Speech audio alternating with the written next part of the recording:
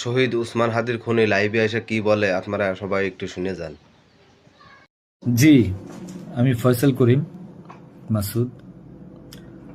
আহ, বিগত 12 ডিসেম্বর ওসমান হাদির নামে যে ব্যক্তির হত্যা মামলার আসামি আমাকে করা হয়েছে, আসলে আমি এই মামলার সাথে, এই ওসমান হাদির যে হত্যা, এই হত্যার সাথে আমি কোনোভাবে প্রত্যক্ষ বা পরোক্ষভাবে জড়িত না। এটা পুরোটাই একটা মিথ্যা বানোয়াট একটা নিউজ, বা যেটাই বলেন আসামি আমাকে করা হয়েছে। করার পিছনে বেশ কিছু কারণ আছে, কারণ আমি তার প্রচারণে ছিলাম।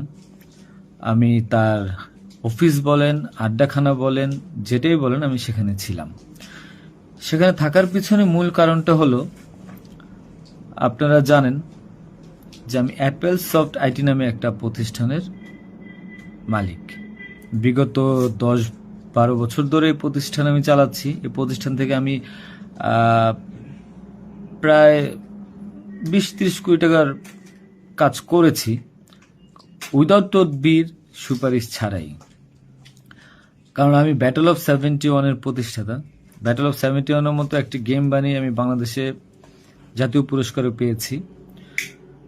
আমি সফটওয়্যার ইঞ্জিনিয়ার, আমি এমবিএও করেছি। এখন কথা হচ্ছে সেটা না, কথা হচ্ছে যে আমি সেখানে কেন গেলাম।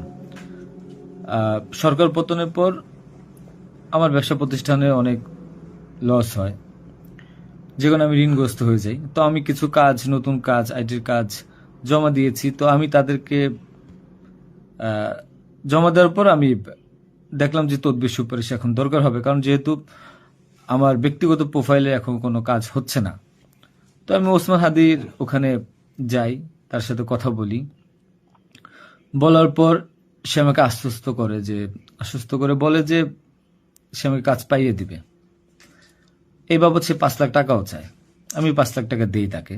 নগদ চেয়েছিল, আমি নগদই দিয়ে দিয়েছি। দেওয়ার পর সে আমাকে বললো, ভাই আপনি অ্যাজ এ ডোনার হিসাবে আপনি আমার যেই প্রোগ্রামগুলো হয় নির্বাচনী প্রচারণা, একটা অফিস দিয়েন, বা প্রচারণে মাঝে মধ্যে একটু ছেলে পেলেরে হাদিয়ে দিয়েন। তো সে হাদিয়েই বলে আসলে বেসিক্যালি। তো আমি এরপরে শুক্রবার আমাকে আসতে বলে, আমি প্রথম শুক্রবার তার সাথে যাই, প্রচারণা করি। সেই সুবাদে আমি আমার 2টা ছোট ভাই নিয়ে গিয়েছিলাম, যারা এলাকার লোকাল। তো এখন তাদেরকে হয়তো আসামি করা হচ্ছে, আমি জানি না। তারা কিছুই জানে না, যেমন আমি জানি না